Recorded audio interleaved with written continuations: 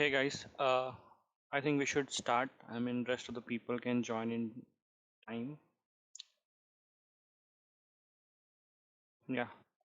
So, hi everyone. Good morning. Thank you for joining on Sunday. I know that taking out time on Sunday is really difficult, but thanks to you all. So, just let me start with the topic. What we have done is basically we are starting a series on CCAT.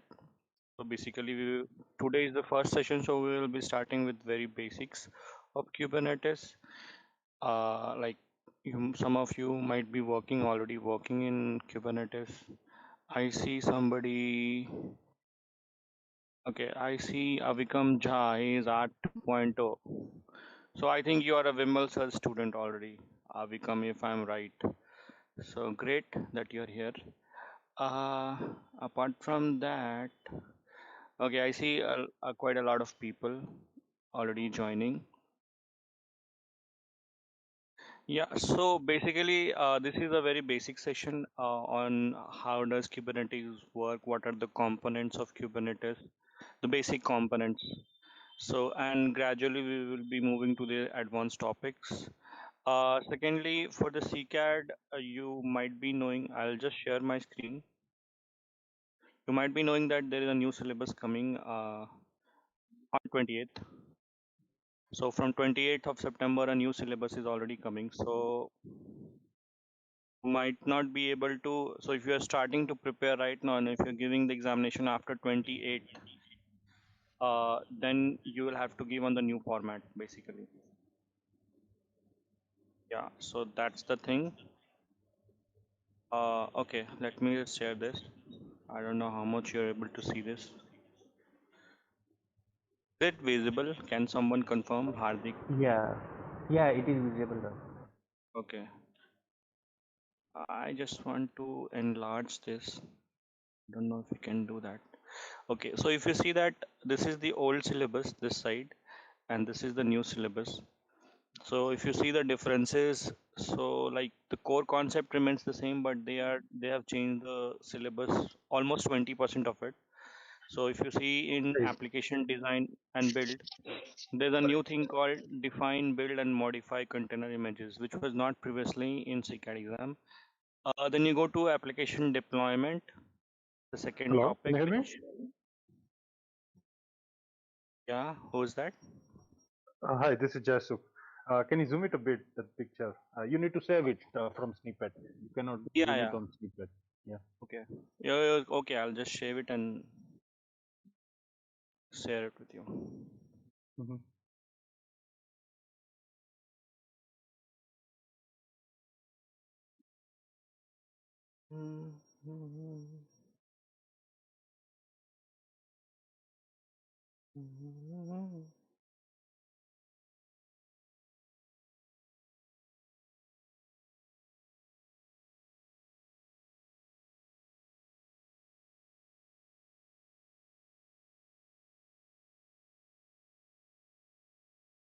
Thanks. Yeah. Is it visible now?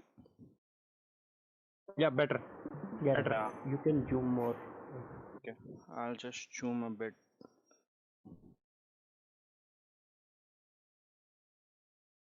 Yeah. Yeah, it will be so. So now if you see, this is the old syllabus which I was talking, and this is the new syllabus. So these are the things which are rounded that you see they have added newly to the CCAT curriculum. So these like cron jobs and all these all things were previously already here. If you see here, the cron jobs is here. So they have just reconfigured it, the syllabus, and they have just uh, the topics have been grouped together differently this time. So what are the new things that I have already rounded? So if you see in application design and build, so define, build, and modify container images. This is a new thing. Then in application deployment, if you see, use Kubernetes primitives to implement common deployment strategies like Blue, Green, and Canary. Previously, it was not, so it has been added here. Then you see using Helm Package Manager. So this was also not there. Even in the CK syllabus, we didn't had this Helm package. So then now they have added to the CCAD, so it's good. The next thing is in observability and maintenance, so understanding the API deprecation. So this was important because every time they had a new API update, most of us, even I initially did not understand how, if they deprecate it, how does it functions. So that is a good addition over here. Here, if you see understanding the authentication and authorization, this was previously a part of CK. Now it has been added in CCAD. So you might be knowing that already there is a new certification called CKS. So in that all the security related things are there, plus the server related things are in that syllabus. So this addition is over here also for understanding the basic understanding. Then discover and use the extended like CRDs, so custom resource definition. So that is a good addition over here again. So like we will be like most of the 80% of the syllabus is same, only the 20% they have changed, and they have changed the weightage also. They have regrouped the whole syllabus into new topics, and they have this is going to start from 28th of September. So if anybody is already preparing or is on the verge of giving the examination, if you are on the old syllabus, please try to give it before 28th. Even if you give it on 28th of September, it will be on the new syllabus. Irrespective of the when you have registered for the exam or when you have scheduled it, it does not, the date, only the date will matter. It's on 28th September. So if you're not confident that okay, I still need to prepare more, you should wait. And like after 28th, if you want to give, then obviously you have to like go with the new syllabus and understand the new syllabus. So 80% of the things are same only, so you don't need to worry much about it. So yeah, so that's the thing.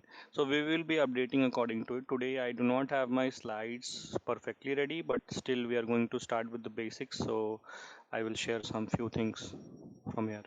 Yeah, so basically, how did it start? From where did it start, and why did we need a container, or why do we go with Kubernetes? What is Kubernetes? So before I start, like I would like to give introduction. Like Kubernetes, previously, like in 2014, I guess, not sure about the date, 2014 or 15 around, it was donated by Google to CNCF for the open source. Previously, it was used by Google for their production deployment and scaling of their infrastructure or whatever it is. So it was known as Borg. So I guess in 2014 it was donated to, and from there on it came to be known as Kubernetes. So it is relatively a fairly new technology. It's around only 5 to 6 years old. Prior to that, deployments. Also, the adoption of Kubernetes has been really like fast till 2016. Like very few people adopted it, but if you see from 17, 18, 19, the growth has been really, really very steep. Especially the demand of Kubernetes engineers is also like really, really very, very high. If because today everybody, most of the deployments or most of the infrastructure is microservices, and when they are on microservices, they are mostly using containers.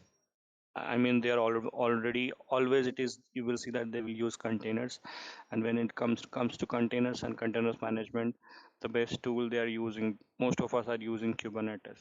Like some of us are also using other tools, like you have Service Fabric and all, but Kubernetes is like the best choice. Most of our business case. Yeah. So why do we need Kubernetes, or why do we need containers? I'll start here. So the picture that you see here is known as the matrix from hell. So what is happening is previously, before, if when there was no containers and when we had to build an infrastructure, so there was dependency on the libraries. So suppose you are building your web server in Node Express and your database in MongoDB, your messaging in Redis, and your orchestration is on Ansible. So there will be a lot of dependencies on the OS and their libraries. So somehow, if you are developing on some other version, then your MongoDB will not suit the libraries or the hardware infrastructure or the OS. So somewhere you will find a difficulty. If you are using all these technologies, and if you are using the uh, normal model that we say we can monolithic kind of thing, where there is no containers, You will face this issue, and I think most of people who are from the pre-era, like pre-container era. So, like most of some of you might have started your career inside the container era, but like me, I started my career before the containers were like adopted in my company or where I was working. So these issues were very common, and this is where Docker or containers came into picture, and it helped us. So I hope I'm clear what is these dependencies and all. If you are able to understand. So what when I mean when I say that when you're developing, suppose you're developing a Node.js Express web server on some OS, and you are developing suppose MongoDB, and that is also on the same OS, but the version is different. So when you update it, maybe your both these applications are not compatible with each other, and it will happen. Most of us has already faced this. So this is where containers come into picture. So what will containers do basically? So if you see this, so in containers, what they will do is basically they will use the same OS, and there will be a layer of Docker. So what they will do is only the libraries and dependencies of each and every application. So if you see, they will use on their OS, but rest of the resources they will use the underlying infrastructure of the wherever it is installed, either it is an on-prem or cloud. This is the benefit that we got when we were using containers. So each application or each service dependencies run in separate containers. So these things are separate. Each and every dependencies and libraries were running for each application. They were running in their own containers.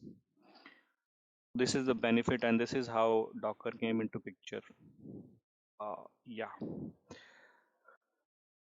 So the next question is, what is containers basically?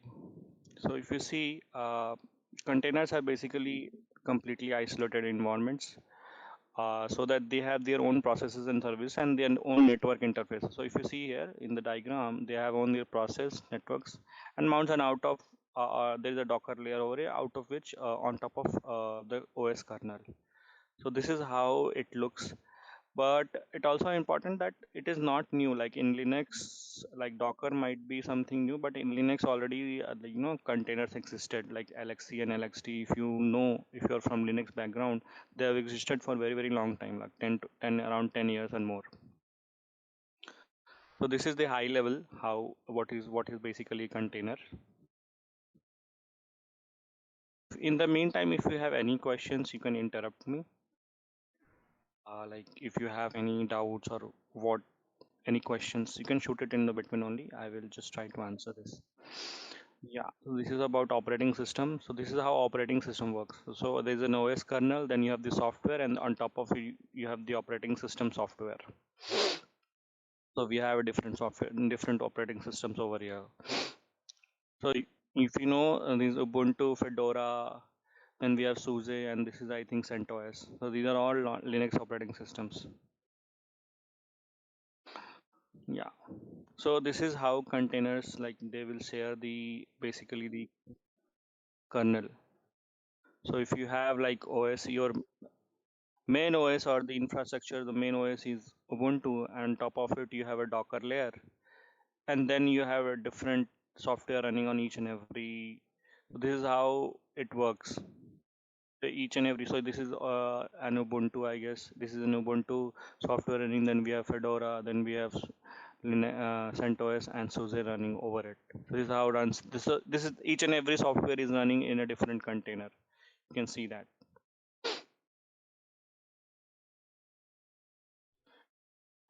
Okay, so now, like, what is the difference between? This is a very like popular questions. Most of the people will ask you, what is the difference between container and virtual machine? And wasn't the virtual machine providing the same kind of facility what containers is providing? So the idea was same, but let me just plug in.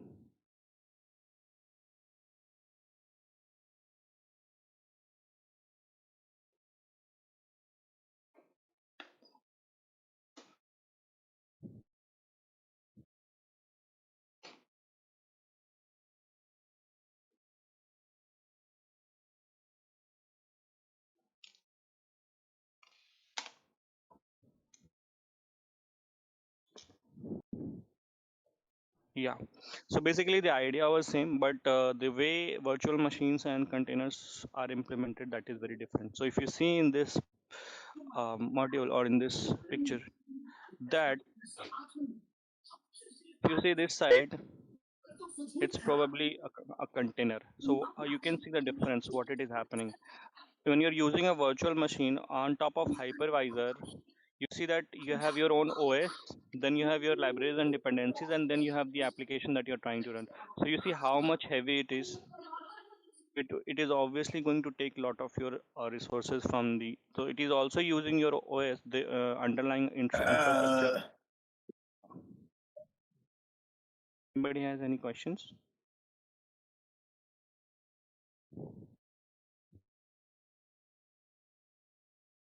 Okay. Yeah, so you can see that on top of your current underlying infrastructure and OS, on top of your hypervisor layer, there is also one OS, and then you have the little dependencies and applications, libraries, and all those things. So it is already too heavy. You know, when you're installing, even if you see that if you're installing virtual machine or virtual box on your own system, you see that it is very heavy, because on top of your own resources that it is using, it is also using another OS if you're installing some kind of Red Hat or any other OS that you want to use.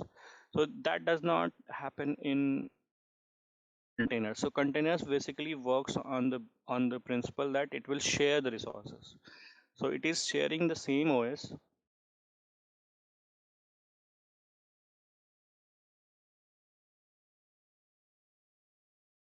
It is sharing the OS, underlying OS, and all other, only the libraries and dependencies it is getting, whatever the application is needing is built in the container. So it is very, very lightweight compared to it. Also the boot up time, you can see the differences. Utilization is high on this, utilization of your underlying infrastructure is low in this. Then the size of your virtual machine, or your whatever applications you are trying to run in virtual machine, will be in GBs, mostly in GBs. And for even if you're trying to run a new OS, suppose you're trying to run maybe CentOS or something, it will be in MBs, because you're only using the dependencies and the application part that needs to be used. So that's why. And the boot up time is also very, so if you spin up a new container, it will hardly take few seconds to spin up, you know. So that's the differences over here. Now the next. Okay.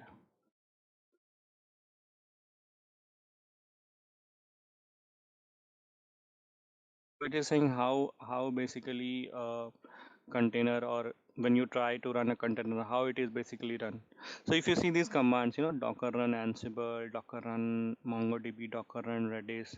So this is what it is doing. So we have a repository hub, I mean, which is called as like for your containers. So either you can use Docker hub, or you can use Quay, which is for Linux, you know, for Red Hat images, which has 10, or you can use Red Hat official registry also. So you can all those registries. So you have to basically define, when you see, when you're running this command docker and Ansible, this has a lot of things hidden in it. It has its registry, then the image name, what it is trying to pull from that registry. So I'll discuss that in like later, but for your understanding that this is how it runs, you know. So if you read this document, it will come up. So it will basically pull the image from that registry, and it will download it, and it will spin up the new container for you.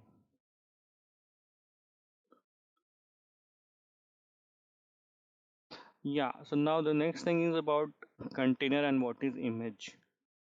So basically, an image is something like if you see in Docker, basically, so you can have like multiple images in one container also. So when you say image is basically if it's a bootable, you can say image. If you define, how can I define, I mean, it is like a template, you know, package template. It is written over here, it is like a package template, you know, like if you are running a VM that you might want to work in visualization, you need to create one or more containers for that. So containers are basically running basically this. When you say containers are running, what do you mean? Basically it is running off something in the background, so that is, it is using that image which is isolated in nature. So it is using this image to run that container basically. So you can create your own images in Docker. You can push that in your GitHub repository. All those things we will discuss. But today my focus is more on like Kubernetes. So I'll discuss few of the advantages and all. So yeah. So let's move to that topic of Kubernetes basically. They are here, it is talking about the container orchestration, how the container is being managed, how it is getting auto scaled. So all these things are available in basically Kubernetes. So these are other technologies apart from Kubernetes. You have Docker Swarm, which is mostly people are not using these days. And then we have Mesos, which is very good, but it is very, very difficult to set up. Very, very difficult to set up and use. Ease of use is not there. So here it is talking about what is the advantage of Kubernetes.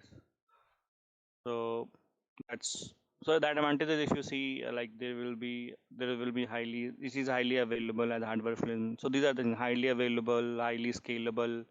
Then you can do auto pod scaling. I mean if you're so horizontal pod scaler is basically something on which if you set it up, like if you want to set it up on a node, whether if the node is being used as 80% of the resources of the node is being used. So when I say resources, so it will be either CPU or memory, so you can define that. So based on the basis of that, your new node will be generated. So if that node is trying like it is on the 80% of its capacity, so if you set that in your horizontal pod scaler, a new node or a new infrastructure is generated automatically. Yeah, let's discuss about the Kubernetes. Let me get a picture of it. Think I will have it here only. So yeah, so basically, if you talk of Kubernetes, there is something called as nodes, which was previously called as minions.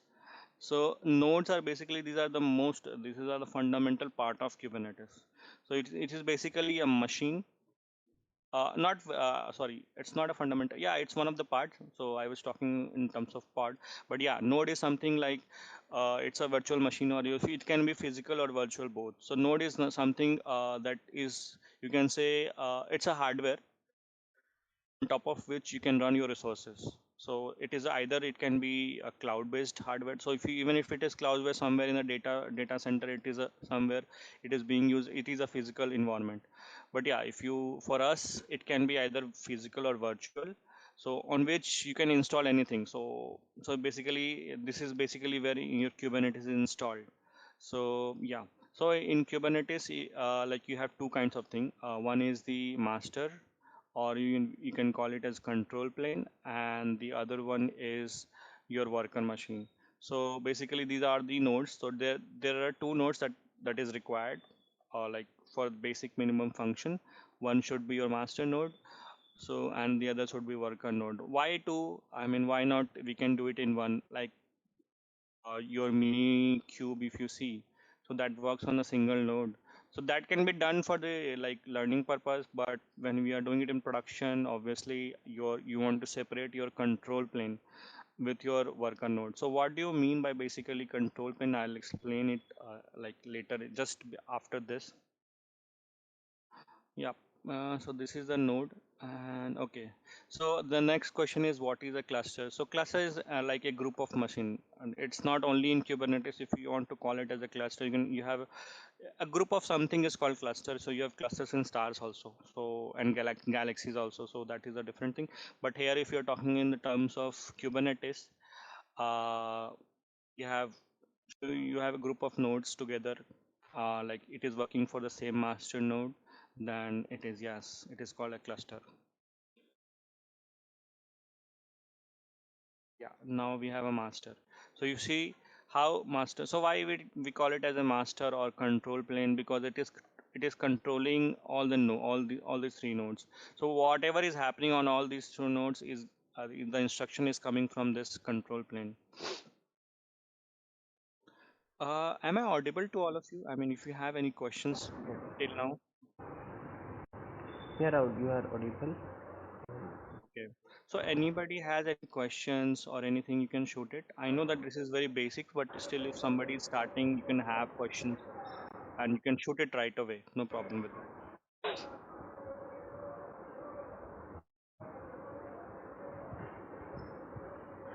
Okay. So now let's basically talk about the infrastructure or the like architecture of the Kubernetes. How does it functions basically? Let me get a clear picture. I do not have a clear picture. Okay, I'll get it from the internet, and then we can talk about it. I think all you already have it.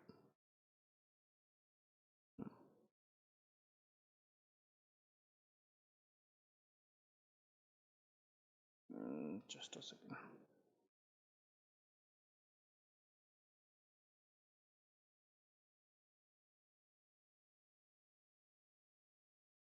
Okay.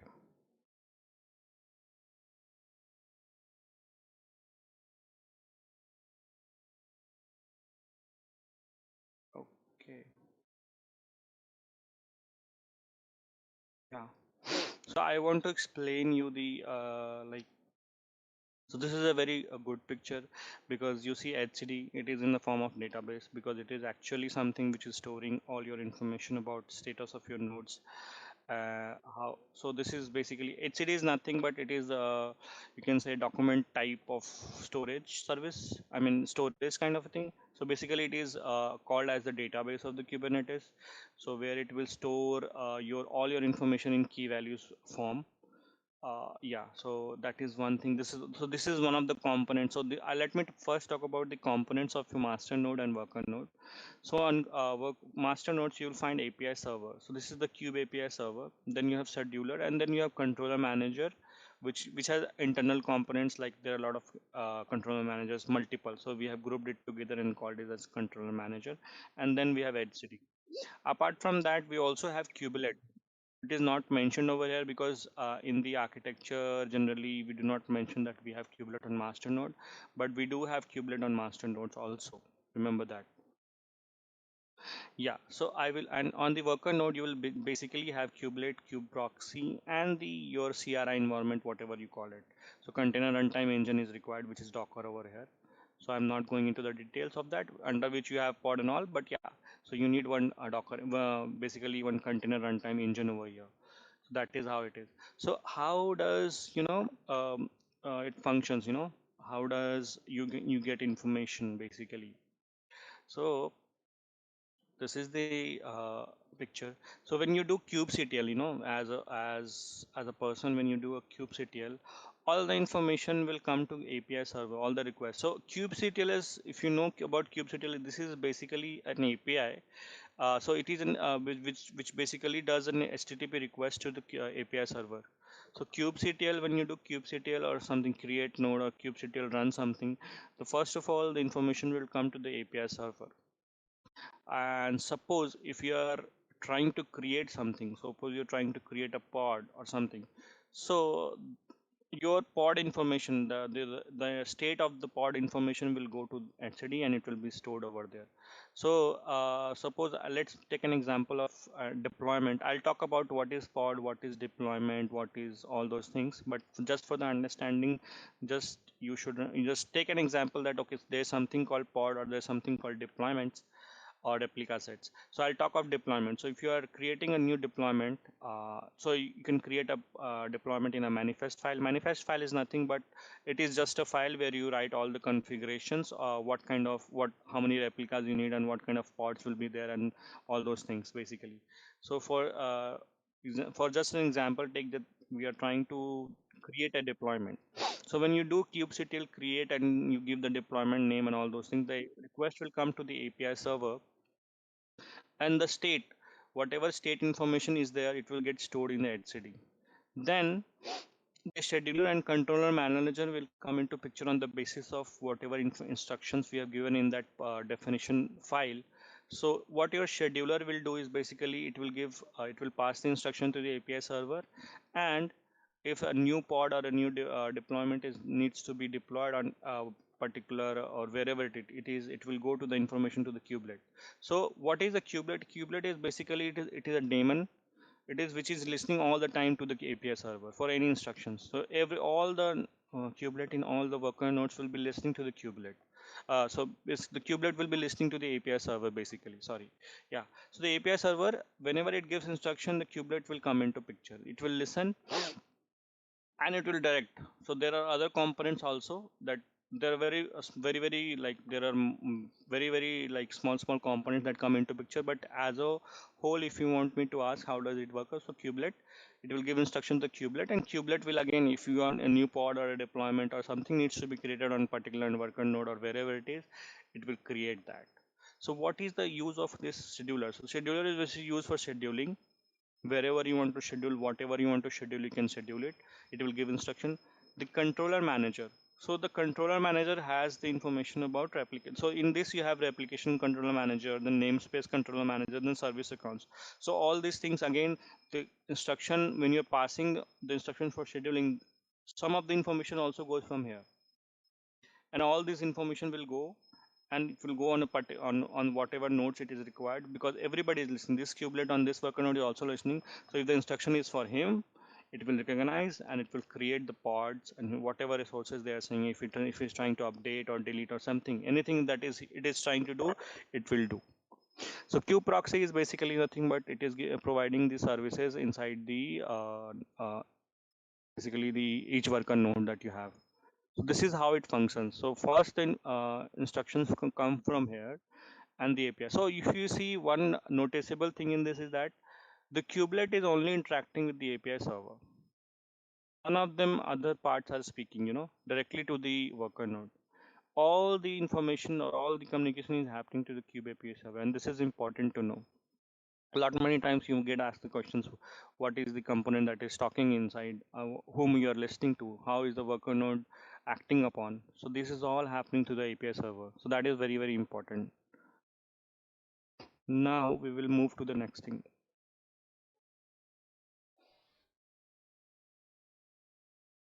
This is about installation. You can either install, or there is something called play with K8s. You can go directly, you'll get a lab for 3 hours, more than 3 hours. You can go and log in over there and you can just start using the Kubernetes if you do not want to install anything. So that is the best way to practice if you want to. Yeah, you can see the differences in the. So here is, if you see a simplified picture of his game, Kube API server is there, controller, the scheduler is there, and Kube API server is the interaction and the communication is happening through kubelet. Yep. Next question. This is about Minikube. Okay, these are the commands. Okay, so this is like if you run Minikube, so I'll ignore this right now. If you want to run Minikube, so Minikube is basically a single node cluster that you can use for learning purpose. You can install in your systems, and there are multiple YouTube videos that you can see how to install Minikube. It is very easy. So I will not go into it because it is already there over there. So now this is kubectl cluster info. This will basically give you the information about the cluster, and this will basically get you the nodes, how many nodes are there in your cluster. So these are basically we will do it next. I mean, if you want to run labs, okay, set it up. Minikube is there. We'll move next. Yeah, so if you want to, like, there is something called kubeadm. So kubeadm is like if you want to set it on, like if you want to really want to set up in a production level, or if you want to work on, if you're working in your company or somewhere, or if even if you want to get your hands on how does it works, then you can install kubeadm also. So installing kubeadm you will run into a lot of dependencies that you'll have to resolve, but eventually you will be able to install Kubernetes. So it is not difficult. It is not as difficult as CRC. So CRC is something in OpenShift, which is a Red Hat product built on top of Kubernetes, which is very difficult to install on your system because the requirement now has gone up to 12 GB. Yeah, now let's discuss the components, basically the basic components of pods. So if you see here, so these are the pods. So these are pods are basically very the smallest unit inside a Kubernetes, if you can call it, is called pod, and it is deployed on nodes. Basically, you can have on a one node you can have multiple pods. So pods, if you want to define a pod, so you can call it an encapsulation. So it is an encapsulation where some of the Kubernetes objects are like contained inside this. So basically, if I'm saying if you're saying Kubernetes object, it can be your anything like your deployment, your your so deployment services, all these things are Kubernetes objects when you call it. So basically, the pod will contain your containers. And the next question is basically what can we run a multiple container inside a pod, or is it a good idea to run multiple container inside a pod? So it is not a good idea to run multiple containers inside one pod, but uh, eventually you will see if you are running an application. So if you're running a Python application or if you're running a .NET application inside your pod, we'll see that there are some helper containers required. And for that, it will automatically you will need to contain that inside the same pod. So if you are running suppose two instances of your .NET application, so in this pod itself you will have two containers. One is the main container that you're running, and second will be the helper container. And in the second instance also you will have the same thing. You will have the main container and the second the helper container that is required. I will discuss that with an example. Here it is talking about something else. Okay. Yeah, like you can see. So here what it is doing is uh, this is a pod. So this is a bigger picture. This is a pod and you have two images inside this. Basically, you can say a container inside it. One is the Python container, and then we have the helper containers, and it is running in the same pod. Both of them are running in the same pod. So generally, this will happen for most of your applications, but if you want to run a multi-container pod, you can run it by your own. I mean, for learning purpose, you can run, but it is not like advisable to run two containers inside the same pod. Uh, okay. Yeah, you can like use these commands to run basically. So if you run this command kubectl, you'll run nginx and the image name is nginx. So if you see and if you do get pods, you will see that a new pod is already created. So it is in container creating state and eventually it is created over here. So I'll just show you that. If I can show you this, I'll use the lab of my courses.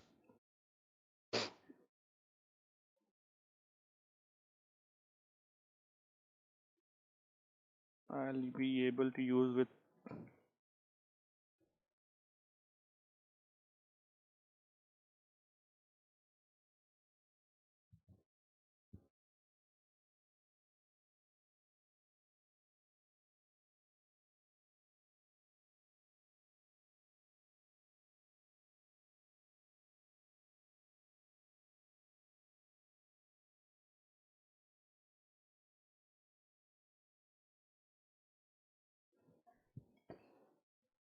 I have forgotten. I'll have to see how can I use it.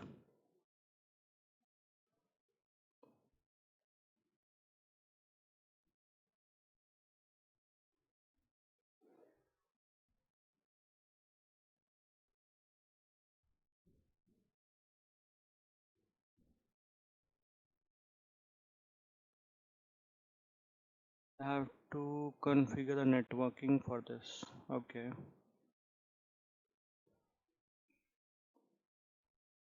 Okay. I'll try to initialize this.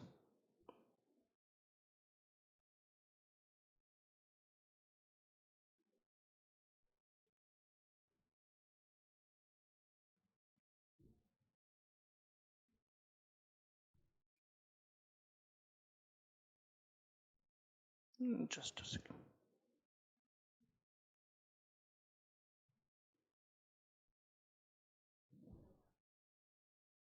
There's no way to paste it. Even if I do, it will not work. Okay, I'll show you that in next week. I'll have to configure this basically because I do not have.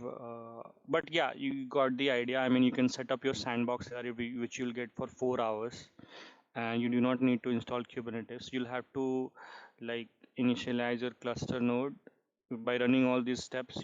First, and then you'll have to initialize your networking, and you can create your deployment or whatever you want from here. So this is the KTest lab that I was talking of. You can use it for 4 hours for free. I mean, we do not need to worry about or installing anything. So I'll set it up because it will eat up a lot of time right now. I think I have only 12 to 15 minutes left. So we will discuss this and proceed further. Yeah.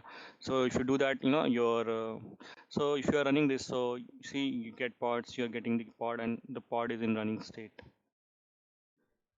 So this is how it looks basically. So here it is talking about what this command really does is it deploys a Docker container.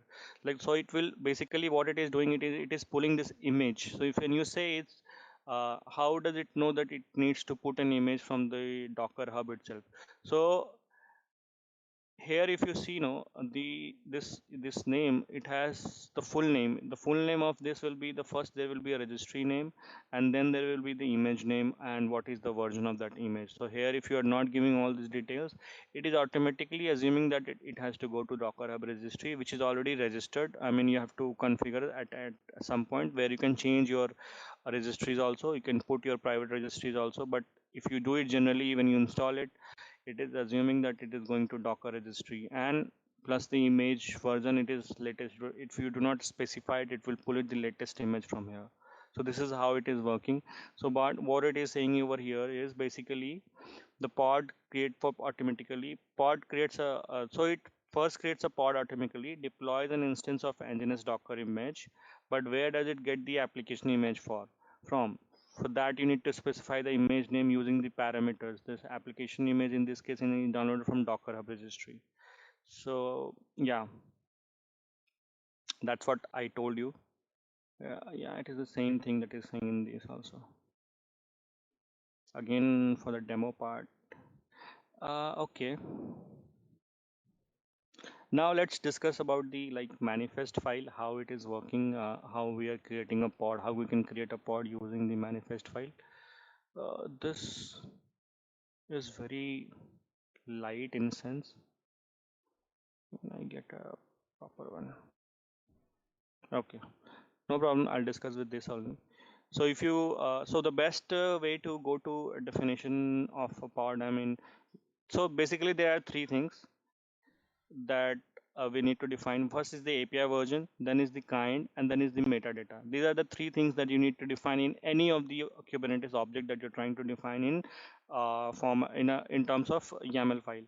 I will go to the official documentation because that is going to help you. So whenever you are preparing for your certification, it is the best thing that you go to your so I have saved it over here. So basically, you have to go to the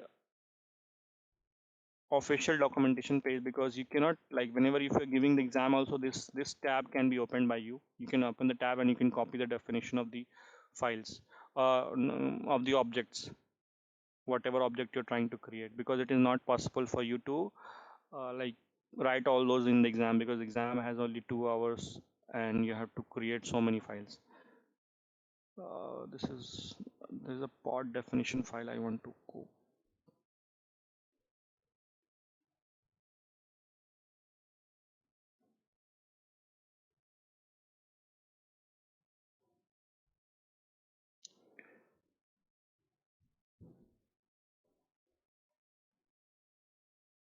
Okay, I'll take this one only, no problem.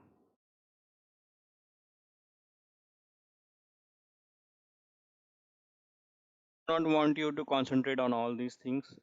Just forget everything up from here. You do not need to see these things right now. I just want to talk you whenever you're creating any kind of resource, either it is deployment, it is a replica set, or it is a pod. It needs three things. First is the API, second is the kind, and third is the metadata. And fourth thing is spec. All four things needs to be there. So if I want to create any kind of, so here what are these things? So these are the main fields and inside this there will be sub fields that are required. So generally your pods API version will be v1, then your kind will be pod. So for pod, it will be pod. For deployment, it will be deployment. And metadata is something you're passing the information. So like what is the name of your basically pod? So the name of pod is memory demo, and the namespace of the so namespace is nothing. So if I will explain namespace later also in the slides also I have the namespace. So I will explain that. But there is something called namespace or then you can give your labels also here itself. And then in spec you have containers. And in containers you have name and image. So these are the things you need to define basically when you're creating a pod, the above part, which I have not highlighted. So if you give these all these basic information, your pod will be created basically. So this is what here is all it is saying. So API version, so it is a string, kind is also a string. Then you have metadata in which you have name and label. So here it is label. So you guys, I told you can create a label, and then inside a spec you have containers, which is basically okay. So there's one thing. So this is list. So when you see YAML, so there is a formatting of YAML in which you can create dictionaries and list. So if you see, this is a dictionary, and inside that, this dictionary has a list of names. So what does this list means? Is basically you can create multiple containers inside it, and you can have multiple names. So if you are, this is one container that you're getting, so that's why it is known as containers. You have written here over here. So inside this, you have one name and image. You can have another. You can give another dash hyphen, and you can give another name and image. So you can create a multiple. So this that is why it is saying first item of this list. And when you're creating a pod, basically you can give this command kubectl create f. F is for from the file, and definition. This is the file name that you need to give. So this is how you create a pod. And this is how you create a pod from manifest file. And if you want to create it from the command line, you have to just give this run. If you run. But however, this command nowadays it will give you deployment. It will not give you pod. So inside that deployment, the pods will be created automatically, and that is what you see here also. Pod is created, and there's a deployment that has been created. Why it is this way? Because this is the name of the deployment. So inside that pod is created.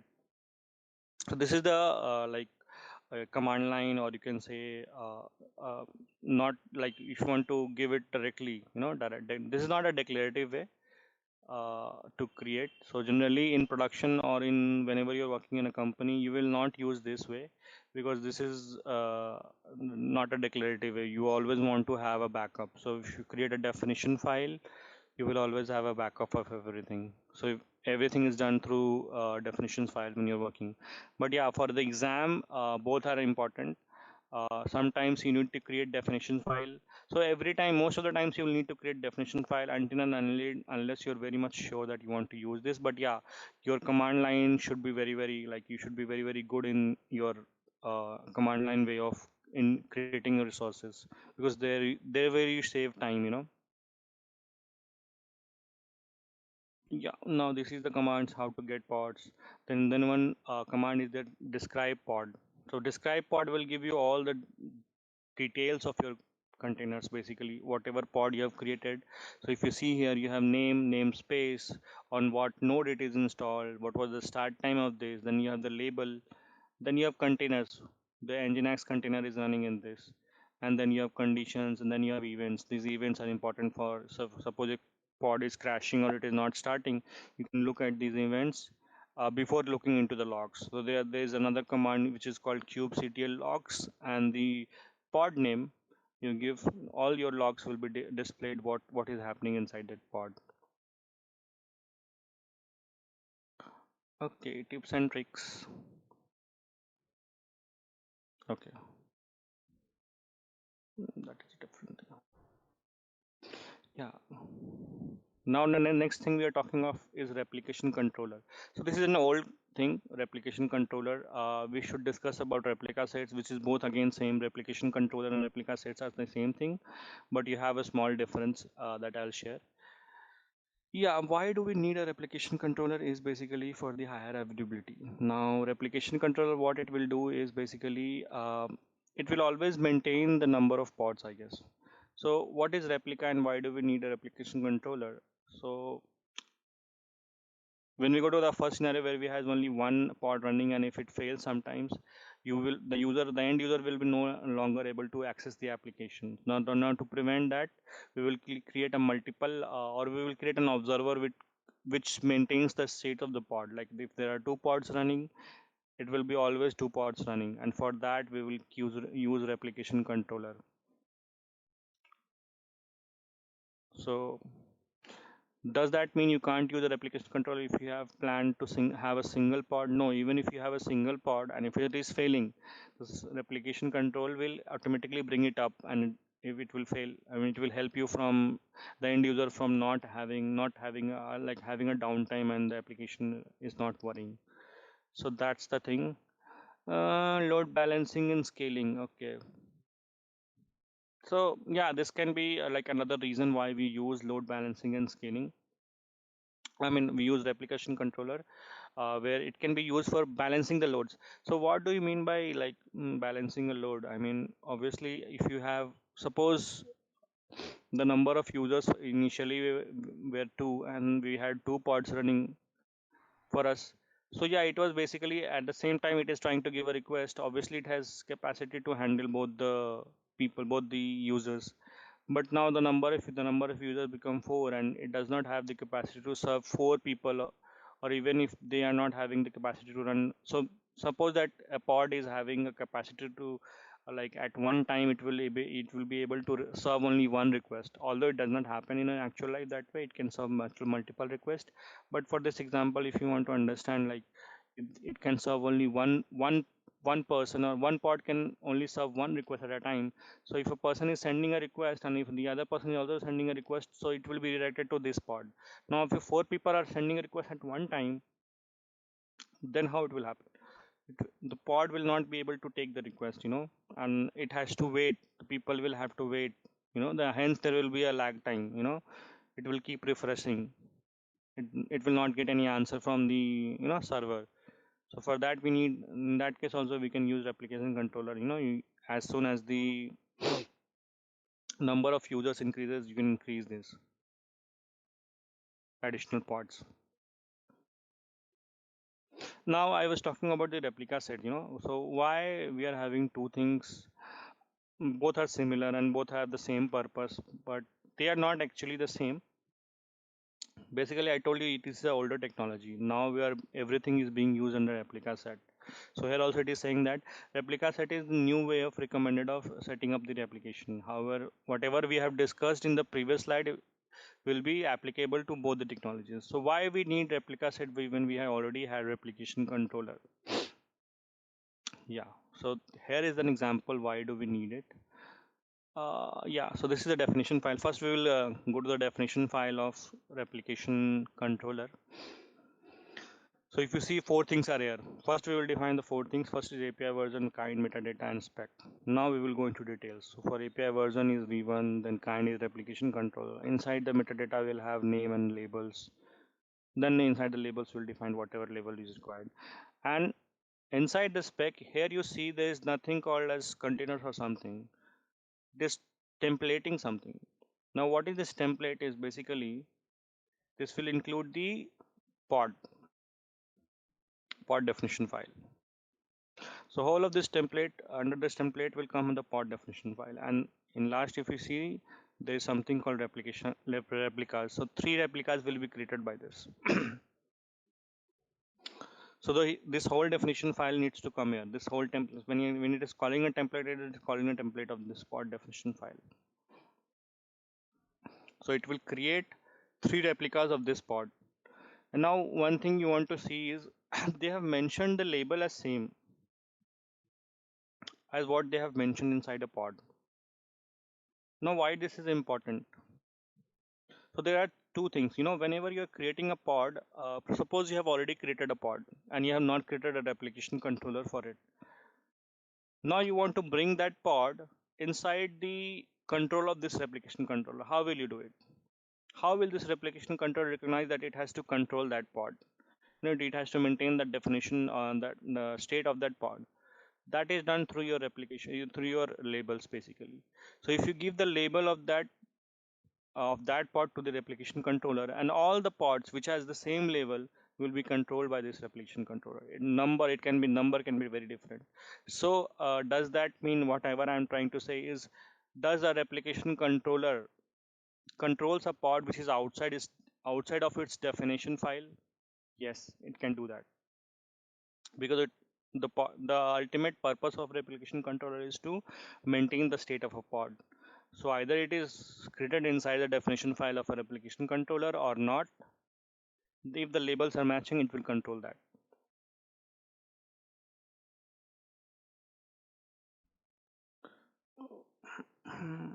Okay.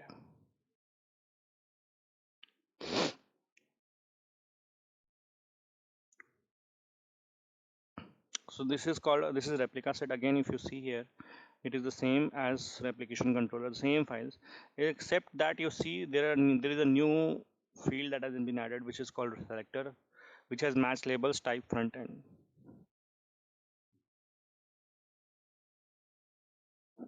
Now, why do we need this? So now we will read this. So we just saw replication controller. Now we are looking at replica set. So it is very similar to the replication controller. As usual, we have API kind version, whatever is required. So for replication control, it was simple v1, but if you get this wrong, okay, yeah. So first of all, the API version has changed for our basically replica set. Now it is app/v1. Earlier for replication control, it was v1. So that is one difference over there. So why do we have this? Why do we like have a new API and new definition file for us? So this section will explain you. So the specification section looks very similar to replication controller. It has template sections where we provide pod definition as before. So I'm going to copy three contents, copy contents from the pod definition file, that is okay. And we have number of the replica set to 3. However, one major difference is the between the replica set, the difference lies in the selector definition. The selector section helps the replica identify what pods fall under it. Why do we have to specify what pod? If it has to use the contents of the pod definition file in itself, it because replicas can manage simple created pies. Let me see why it is saying. I am also getting confused. Yeah. Okay.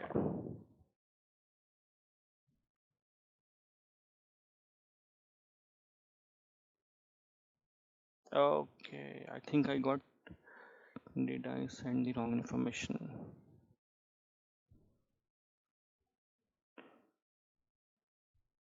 Okay.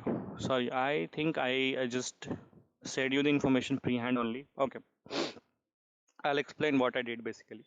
So yeah, previously inside the replication control, which I told you why these label snaps are important.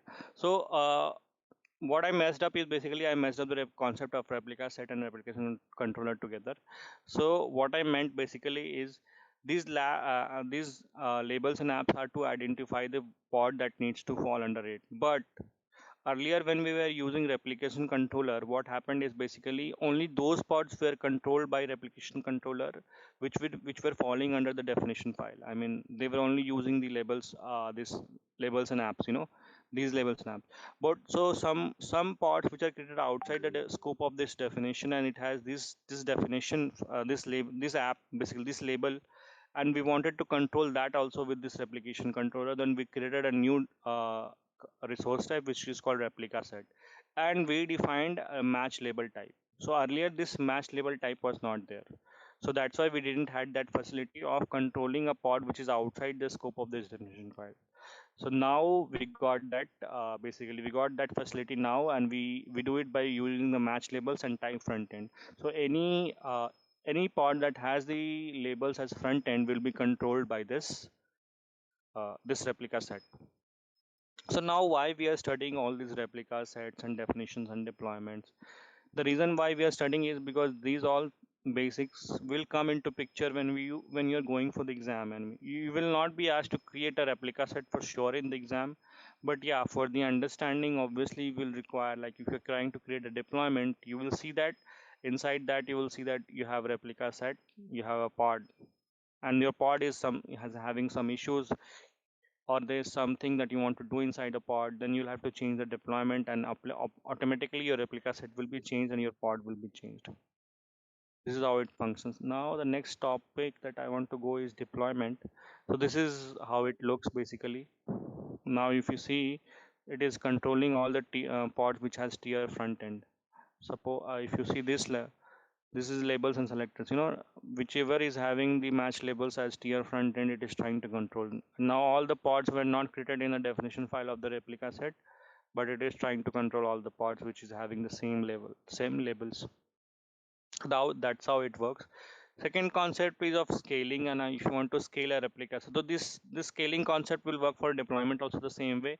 If you want to scale it manually, I mean, if you want to give command and scale it, this is the command kubectl is clean number of replicas, and what is the definition file. So if f is the definition file and this is the definition file. So if you're giving 6 over here, it will not automatically update over here. This is like this is a command line way of updating it. It is just getting the definition file from here, but the replicas it is overriding on the runtime. So this is not a good way to replicate or to scale anything. Even if you want to do it manually, you must update over here, because second time if you want to see and if you run this, I mean, the number of replicas will be something else in the original file. So always try to edit in the original file and then try to do it. But yeah, this is the one short way of doing it. If you want to do it on urgent basis, or if you want for the learning purpose, if you want to do it, you can do it in this way. So there is one way, this is the definition file way, and there's one thing again, you can use the replica set name also. Here you're using the definition file. Instead of using the definition file, you can give the name of the type of the resource and name of the resource that you're using.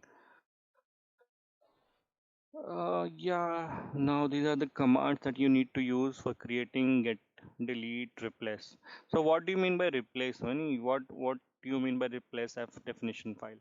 I mean, what you're trying to replace in the devel replica sets. Basically, replace will basically what it will do is uh, whenever you are doing some changes,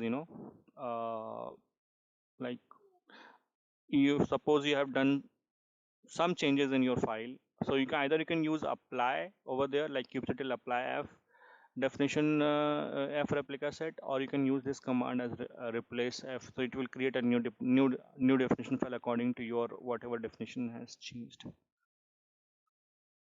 Now we'll go to deployments. Here it is talking of the horizontal pod scaler. Replica set as horizontal pod scale autoscaler. So this I would want you to go through this. You can find this in official documentation also.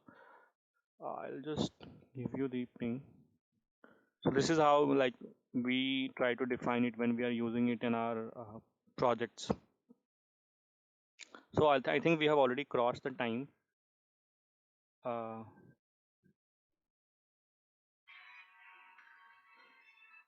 am I audible to all of you? Yeah, Rahul. I Hardik think and all. we covered mostly. Yeah. So I will So cover the deployment part. I will cover the deployment part, and then we will shut it down. So that next time when we start, we will start with the command lines, how to create things, so that it is easier for people who are joining next year. And if yeah, anybody has any questions, please do ask right now, and you can ask after this session. Like just after the session, we'll give her 10 minutes. Okay. yeah, Now, why do we need deployment? If you see here, if we had replica sets, if we had pods, what is the use of deployment? Why do we use it? Use a deployment? Why a new? Why create a new resource? Why have a pain of creating a whole new resource in a Kubernetes? So, what is the advantage of you having a deployment? So, if you see all these buttons, so this is the picture how it works. So, inside this, you have a first of all you have a pod. On top of it you have a replica set, and on top of it you have a deployment. So if you create a deployment, a replica set and pod will be created automatically. So why do we need it? Now if you want to, suppose you want to make some changes, you are your developer is developing already, so your application is already like it is on the server, it is deployed. Now your developer is changing something. Now you need to change your image and create a new image and set it. Now you want to roll the new changes. I mean, whatever the changes have been happened, how will you do it? Will you go inside the replica set and you will change the version of that? Or how will you do it? I mean, you can't go to the definition file again and again and you can do it, right? So for that, you will create a deployment. So So what deployment will basically give you? It will give you three to four kind of services to you or benefits to you. First of all, your deployments. I mean, your updation of your image will be very easy. You just need to create a new deployment and you just need to roll it out. Then there is a strategy of deployment also. So something which is like very much imperative to basically Kubernetes. Two strategies. One is the rolling strategies, and one is the, I think the other name I'm forgetting.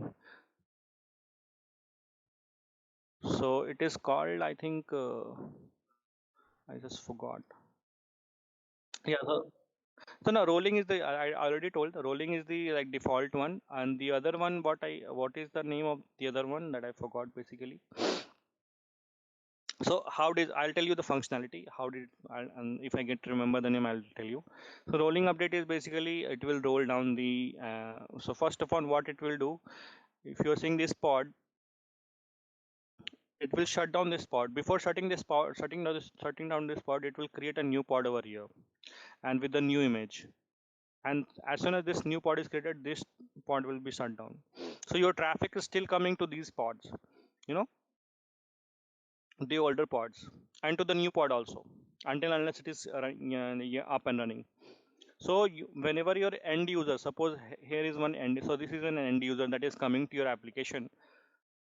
So it will not face any issues. I mean, it will not be able to determine whether you are updating something or not, because he will be able to like see your application. But one by one, if you all the old pods are shut down and all the new pods are created, and if he refreshes the page, he will start seeing the new changes, but there will be no downtime for him. Suppose I am trying to purchase something, I am trying to purchase a mobile from amazon.com right now. And Amazon, by the way, Amazon does like around 15 to 16, more than 10,000 deployments per day on its websites. So you can imagine, and even if it's, and still its website is available for more like 24 hours. Nobody has ever seen any downtime. I have not never seen a downtime till now. So what it is, so basically, if I'm trying to purchase suppose I'm trying to purchase maybe a new phone, maybe 4A, Pixel 4A or Pixel 5A, which has not yet been launched. So what I will do, and it was to say that okay, today at 12 o'clock, Pixel 5A will be launched on the website. But when I am trying to, I logged in. Suppose I logged in at suppose 11:55. So I still have 5 minutes, and I still do not see the product available. But I will go to the website. I will go to the area where I need to buy that. I will wait for 5 minutes, and as soon as I refresh the page at 12 o'clock or 12:01, I will see that the product is available.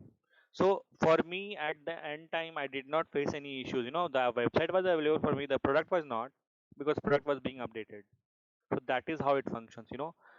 The main goal is why we are doing this. The main goal is that the end user should not face any issues. I mean, if he's trying to buy another product, so in the meantime, if I am trying to buy another product, like suppose at 11:55 I am buying another phone which is already available here. Suppose I am buying Redmi 10 phone which is already available. I can buy that phone. I can do the order very simply. There will be no issues for me in doing payments or doing selecting that phone. But when I want to buy that new phone, I'll have to wait till that phone is available on the website, and that is how they do it. I mean, they are using the same kind of strategy. I don't know which strategy they're using, but yeah, they are using. Obviously, they're using deployment, and they must be using Canary or Red, Blue, Green, whatever they must be using inside that. That I don't know. So this is how it works. This is how, like, the real world example I can show you. So there will be no downtime for me, or there will be no problem on my side, like if I am not facing any issues. And that is what every product or every like any company that is giving you services of any kind of thing wants you to have that. Thank you guys. Thanks for the join the session, and next session will be scheduled. So please join that session, and also we will share the link for the join session. Thank you guys. Thanks again.